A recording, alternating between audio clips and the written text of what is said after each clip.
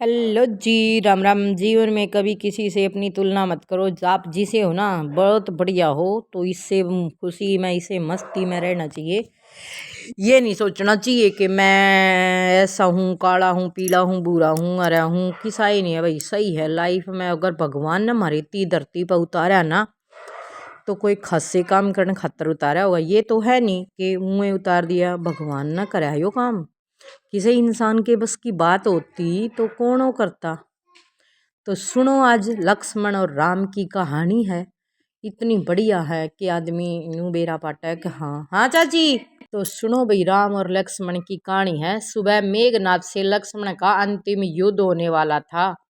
लगभग वह मेघनाथ जो अब तक अविजित था, जिसकी भुजाओं के बल पर रावण युद्ध कर रहा था, अप्रीतम योद्धा जिसके पास सभी दिव्य शास्त्र थे। सुबह लक्ष्मण जी भगवान राम से आशीर्वाद लेने के लिए गए।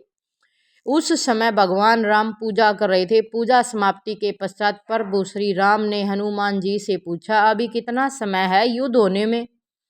हनुमान जी ने कहा, प्रभु अभी कुछ समय है, यह तो प्रातः काल है। भगवान राम ने लक्ष्मण जी से कहा, यह पात्र लो और भिक्षा मांग कर लाओ। जो पहला व्यक्ति मिले उसी से कुछ अन्न मांग लेना। सभी बड़े आश्चर्य में पड़ गए। आशीर्वाद की जगह भिक्षा। लेकिन लक्ष्मण जी को जाना ही था। लक्ष्मण जी जब भिक्षा मांगने के लिए निकले तो उन्हें सबसे पहले रावण का एक सैनिक मिल गया। आज्ञा अनुसार मांगना ही था। यदि भगवान की आज्ञा न होती तो उस सैनिक को लक्ष्मण जी वहीं मार देते, परंतु वे उससे भिक्षा मांगते हैं। सैनिक ने अपनी रसद से लक्ष्मण जी को कुछ अन्न दे दिया और लक्ष्मण जी ने वह अन्न लेकर भगवान राम को अर्पित कर दिया। तत्पश्चात भगवान राम ने उन्हें आशीर्वाद दिया, विजयी भव। भिक्षा का मर्म किसी की समझ में नहीं आया। कोई पूछ भी नहीं सकता। फिर भी यह प्रश्न तो रह ही गया। फिर भीषण युद्ध हुआ। अंत में मेघनाथ ने त्रिलोक की अंतिम शक्तियों को लक्ष्मण जी पर चलाया। ब्रह्मास्त्र, पशुपात्र, सुदर्शन चक्र। इन अस्त्रों की कोई काट न थी, क्योंकि उसने तो झुकना सीख रखा था। लक्ष्मण जी ने तो सुबह सुबह उसकी यही तो परीक्षा ली थी भगवान राम ने, कि देखो कैसे झुकना सिखाता है इंसान। जो इंसान झुक जाएगा ना, वो अपने प्राण भी बचा जाएगा और वही लोगों के दिल में जगह भी बना जाएगा। क्योंकि किसी ने कही है कि जिस पेड़ का वृक्ष लाग गएंगे ना, वो ये पेड़ झुकेगा। जिसके कुछ हो ही नहीं गा, वो तो अकड़ में खड़ा ही रहेगा सीधा। एक सूखा पेड़ खड़ा हो रहेगा, वो कभी झुक नहीं सकता है। वो आखिर में टूटेगा, काटा जाएगा उसको।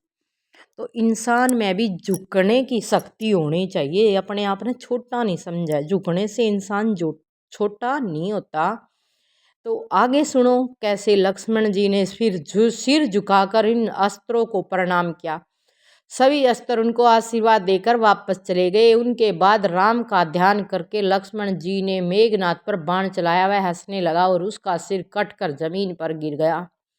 अकड़ थी उसमें और उसकी मृत्यु हो गई। उसी दिन संध्याकालीन समय भगवान राम शिव की आराधना कर रहे थे। वह प्रश्न तो अब तक ही रह ही गया था। हनुमान जी ने पूछ लिया, प्रभु वह भिक्षा का मर्म के है? भगवान मुस्कुराने लगे, मैं लक्ष्मण जी को जानता हूँ। वह अत्यंत क्रोधी है, लेकिन युद्ध में बहुत ही विनम्रता से आवश्यकता पड़ती है। विजयी तो वही होता है जो विनम्र हो। मैं जानता था मेघनाथ ब्रह्मांड की चिंता नहीं करेगा। वह युद्ध जीतने के लिए दिव्य शास्त्रों का प्रयोग करेगा। इस अमोघ शक्ति के सामने विनम्रता ही काम कर सकती थी। इसलिए मैंने लक्ष्मण को सुबह झुकना बताया। एक वीर शक्तिशाली व्यक्ति है, जब भिक्षा मांगेगा तो विनम्रता स्वयं प्रभावित होगी। लक्ष्मण ने मेरे नाम से बाण छोड़ा था। यदि मेघनाथ उस बाण के सामने विनम्रता दिखाता तो मैं भी उसे अक्षमा कर देता। भगवान श्री कृष्ण जी एक महान राजा थे। रामचंद्र जी एक महान राजा के साथ अद्वितीय सेनापति भी थे। युद्ध काल में विनम्रता शक्ति संचय का भी मार्ग है। वीर पुरुष को शोभा भी देता है। इसलिए किसी भी बड़े धर्म युद्ध में विजय प्राप्ति के लिए विनम्रता और धैर्य का होना सबसे ज़्यादा जरूरी है ना। क्योंकि भाई अगर इंसान में धैर्यता नहीं होगा, झुकना नहीं सीखा होगा, तो इंसान कुछ नहीं कर सकता। जिस इंसान में धैर्यता होगी कि हो जाएगा,